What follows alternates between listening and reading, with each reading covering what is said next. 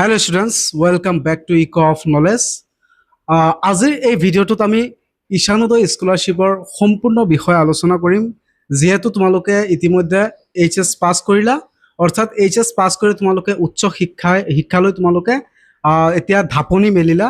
সেইকাৰণে আজিৰ এই ভিডিঅ'টোত আমি ঈশানোদয় স্কলাৰশ্বিপৰ বিষয়ে আলোচনা কৰিম যে তোমালোকৰ ষ্টাৰ্টিঙৰ পৰা কেনেকৈ তোমালোকে এপ্লাই কৰিব লাগিব বা তোমালোকৰ কি ডকুমেণ্টছ লাগিব বা কি নথিপত্ৰ লাগিব, এই সম্পূৰ্ণখিনি আজিৰ এই ভিডিঅ'টোত আলোচনা কৰিম।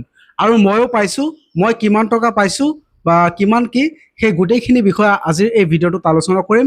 গতিকে আশা ৰাখিছোঁ তোমালোকে ভিডিঅ'টো প্ৰথমৰ পৰা শেষলৈ চাবা। তো এতিয়া আমি জানো যে ঈশানোদয় স্কলাৰশ্বিপ কি। ঈশানোদয় স্কলাৰশ্বিপ হ'ল ইউজিচিৰ দ্বাৰা দিয়া এটা অনুদান বা বৃত্তি বুলি ধৰি ল'ব পাৰা, যে এইটো ছাত্ৰ ছাত্ৰীৰ উচ্চ শিক্ষা ক্ষেত্ৰত সহায়ৰ বাবে এটা অনুদান। যে এতিয়া এই স্কলাৰশ্বিপটো পাবলৈ হ'লে কোনে কোনে এপ্লাই কৰিব পাৰিব।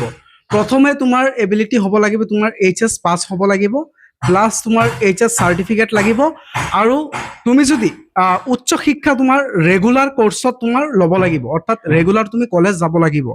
যদি তুমি ডিষ্টেঞ্চত লোৱা তেনেহ'লে তুমি নোপোৱা, বা ডিষ্টেঞ্চত ল'লে নোপোৱা। তুমি ৰেগুলাৰ কোৰ্চত যদি তুমি এডমিশ্যন লোৱা তেনেহ'লে তুমি প্ৰাপ্য। আৰু এইটো কিমান পাৰ্চেণ্টেজ লাগিব সেই বিষয়ে আমি আলোচনা কৰিম। গতিকে ভিডিঅ'টো আপোনালোকে চাই থাকক। কি তোমালোকৰ ডকুমেণ্টছৰ প্ৰয়োজন হ'ব শুনি লোৱা। যে আধাৰ কাৰ্ড, পাৰিলে তোমালোকে নোট কৰি ল'বা যে প্ৰথমে লাগিব তোমালোকৰ আধাৰ কাৰ্ড, ইয়াৰ পিছত লাগিব তোমালোকৰ এডমিশ্যন ৰিচিপ্ট, অৰ্থাৎ যোনটো কলেজ বা বিশ্ববিদ্যালয়ত তোমালোকে এডমিশ্যন ল'বা, সেই কলেজ বা বিশ্ববিদ্যালয়ৰ পৰা তোমালোকৰ প্ৰথমে যিটো এডমিশ্যন লোৱাৰ সময়ত তোমালোকৰ যিটো ৰিচিপ্ট প্ৰদান কৰিছে সেই ৰিচিপ্টটো লাগিব। আৰু বনাফাইড চাৰ্টিফিকেট, এইটো তোমালোকৰ সেই বিশ্ববিদ্যালয় বা কলেজৰ পৰাই দিব। ইয়াৰ পিছত তোমালোকৰ আছে ইনকাম চাৰ্টিফিকেট, প্লাছ তোমালোকৰ ডমিচাইল বা পিআৰচি, অৰ্থাৎ ডমিচাইলটো ইমান নহয়, অৰ্থাৎ ডমিচাইল দিলে বেছিভাগে নহয়, কিন্তু পিআৰচি যে মাষ্ট বি, পিআৰচি এইটো লাগিবই। অৰ্থাৎ তোমালোকৰ পিআৰচি নহ'লে, ডাইৰেক্ট ক'ব পাৰোঁ পিআৰচি নহ'লে নহয়, ঈশানোদয় স্কলাৰশ্বিপ তোমালোকে নোপোৱা। সেইকাৰণে তোমালোকে এতিয়াৰ পৰাই তোমালোকে যিহেতু ইতিমধ্যে তোমালোকে এডমিশ্যন লৈছা, গতিকে তোমালোকে এতিয়া পিআৰচি পাৰিলে এপ্লাই কৰি লোৱা, যিমান পাৰা সোনকালে পিআৰচি এপ্লাই কৰা। ইয়াৰ পিছত তোমালোকৰ লাগিব বেংক পাছবুক, ইয়াৰ পিছত পাছপৰ্ট চাইজ ফটো আৰু প্ৰিভিয়াছ মাৰ্কশ্বিট, অৰ্থাৎ তোমালোকে যে এইচএছ পাছ কৰি গ'লা সেই মাৰ্কশ্বিটটো তোমালোকৰ প্ৰয়োজন হ'ব। এতিয়া বহুত ছাত্ৰ ছাত্ৰীয়ে প্ৰশ্ন সুধিব যে পাৰ্চেণ্টেজ কিমান প্ৰয়োজন হয়। যিহেতু ইমান সময় আমি কৈছোঁ, পাৰ্চেণ্টেজৰ কথা এতিয়াও কোৱা নাই।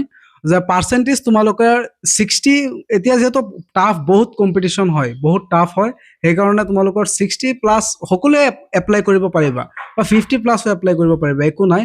কিন্তু এইটো কাট অফৰ ওপৰত নিৰ্ভৰ কৰিব, যে কাট অফ যিমান যায় সিমান লাষ্ট ইয়াৰ কাট অফ 85 নে কিমান প্লাছ গৈছিল। এইবাৰ চাগে কিমান যায় সেইটো এতিয়ালৈ ডিক্লেয়াৰ হোৱা নাই।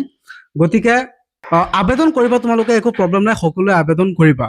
আৰু এইটো তোমালোকৰ পৰ্টেলটো হ'ল তোমালোকৰ এনএছপি তোমালোকে এপ্লাই কৰিব লাগিব। এই এপ্লাইৰ বিষয়টো মই ইমান কোৱা নাই, কাৰণ তোমালোকে এপ্লাইটো নিজে নকৰা, কিয়নো এইটো ডাঙৰ এটা বিষয়। এইটো তোমালোকে কম্পিউটাৰত গৈ তোমালোকে তাতে কৰাবা, সেইকাৰণে এপ্লাইৰ বিষয়টো মই কোৱা নাই। আৰু তোমালোকৰ এইটো প্ৰতি মাহে দিয়া নহয়, তোমালোকৰ বছৰি 80,000 টকাকৈ দিয়া হয়, অৰ্থাৎ বছৰি 80,000 টকা। 3 বছৰত কিমান হয় এইটো তোমালোকে হিচাপ কৰা। গতিকে এইখিনি আছিল আজিৰ ভিডিঅ'ৰ মূল বিষয়বস্তু। আশা কৰোঁ তোমালোকে ভিডিঅ'টোৰ পৰা কিবা এটা হ'লেও বুজিব পাৰিছা। আমাৰ এইটো চেনেলত অনলি যে ইনফৰমেশ্যন তাকে নহয়, আৰু বেলেগ ভিডিঅ' দিয়া হয় HS second year, first year বা বি এৰ যিমানখিনি তোমালোকৰ admission process plus scholarship, scooty information, সেই গোটেইখিনি বস্তু দিয়া হয়। গতিকে তোমালোকে ভিডিঅ'বিলাক চাবা, বন্ধুবৰ্গলৈ শ্বেয়াৰ কৰি দিবা।